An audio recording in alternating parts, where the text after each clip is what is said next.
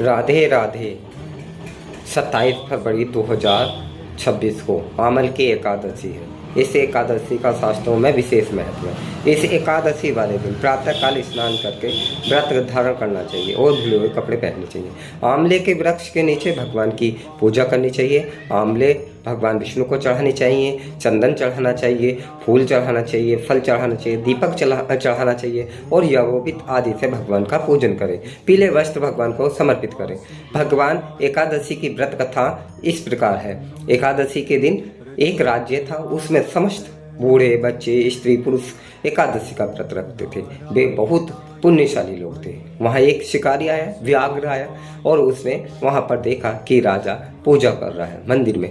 तो वो भी मंदिर में ही आकर स्थान ले लिया और मंदिर में स्थान लेने के बाद उसने भगवान के व्रत का पूरा जो समय है व्रत में दिया और वहाँ पर भगवान के एकादशी की व्रत की कथा सुनी और फिर रात में जो जागरण हुआ उसमें भी उसने जागरण को ध्यान से उसमें भी हिस्सेदारी ली।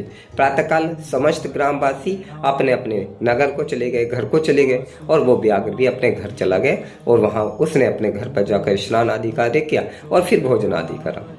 एकादशी वाले दिन उसने कोई भोजन नहीं किया था, इसलिए उसे एकादशी का व्रत का पुण्य मिला और रात्रि में जागरण कर रहा था, सुना था तो भगवान का भजन कर रहा था, इसलिए उसे रात्रि जागरण का भी फल मिला। उसके बाद वह मृत्यु को प्राप्त हुआ और वह पुनः जन्म लेता है और चतुरांगनी सेना का राज्य प्राप्त करता है और सम्राट बनता है।